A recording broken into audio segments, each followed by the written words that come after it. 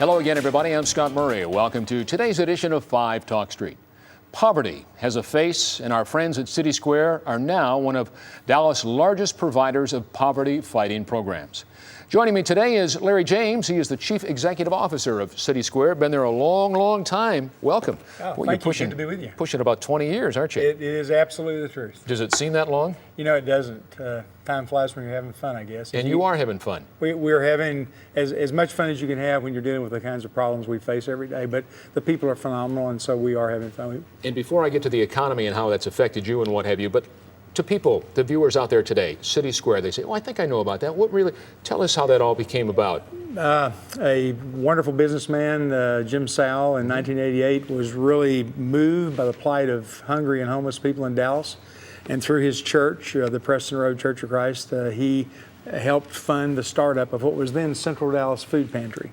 From that time until now, we've grown to be a fairly wide-ranging human and community development corporation that really focuses on fighting poverty at its root and not only providing people relief, but providing them a chance to improve their own lives. I can only imagine the stories, or the book that you could write, or the set of encyclopedias that you could share with us. It's probably endless. And yet, Larry, I just wondered, is there one thing that comes to mind that you have been most proud of, or maybe cherish most, or maybe a fun story, or a story that touched you emotionally and said, you know what we're doing, and what Jim Sowell said, you know what, we've got a mission and we got to take care of it? You're right. There are a lot of stories. I think the thing I'm most proud of is the way we involve low-income people in the process of delivering services themselves to their neighbors. Mm-hmm. And so the whole secret to our success is that we're building a community of people on respect, on mutual appreciation, and on the realization that everyone has capital, just of different kinds. Mm-hmm. We're all rich, we're all poor, just in different ways. And so we involve low-income people in service delivery. And I remember Lloyd came into our food pantry. He told me months and months later, he said, I came in there to rob you blind. I was going to steal your food and sell it on the street for crack. But he said, I was volunteering in that warehouse, and I was there all day long. And at the end of the day, after providing people food and stocking the shelves, he said, I felt like I hadn't felt in a while, but I was still casing the joint. He said, and then at the end of the day, one of the supervisors approached me and said, Lloyd, we appreciate your help. Could you come back and help us tomorrow? And he said, Larry, you know how long it'd been since anyone had asked me to come back anywhere? He'd just gotten out of prison. He said, most of the time when people saw me coming, they walked the other way. They got away from me. But she invited me to come back, and so I came back. Well, long story short, Lloyd became one of our best volunteers, started driving our truck. I mean, we trusted him with the stuff he was going to cart off, right? And he was released from probation in Dallas County the quickest of anyone in record, on their records. He was reunited with his family, became very active in his church, put his life back together. And I believe, Scott, that it all started with the respect that he was accorded when he was invited to bring his skills to address a problem in the community. And that's the basis of our work. Boy, you couldn't have picked a better story. It's not just about being a food provider. That's a life changer. Providing food is an excuse. Goodness gracious, what a great story. It's just an excuse to engage people as friends, and in friendship and community there's change.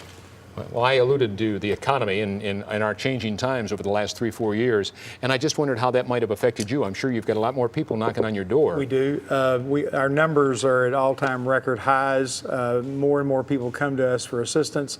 The economy has affected individual donors. Thankfully, foundations are coming back.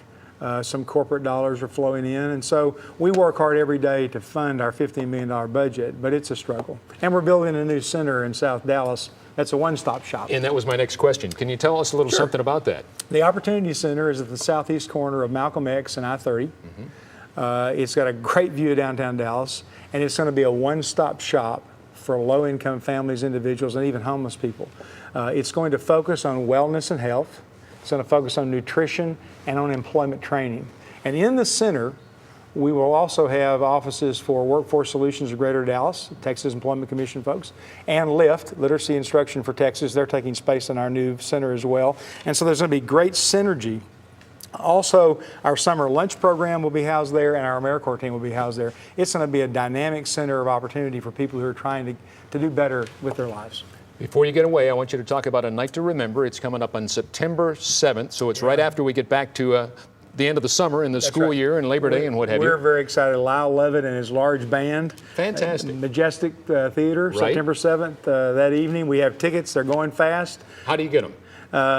You can go to the website at www.citysquare.org and you can buy the tickets, but I would urge people to get them now because they are selling very well. A lot of Lyle Levitt fans in the Metroplex. More than you'd realize, aren't there? Unbelievable response. I hear you. Larry James, thank you. Thank you for your City help. Square. Thanks for all you do, really. Thank you. Jim Sowell was not off the mark, was he? He's seldom off the mark. He's a good man. He He's is a good indeed. man. Thanks much. Thank you. Hey, we're coming back with more of 5 Talk Street, so don't you go away.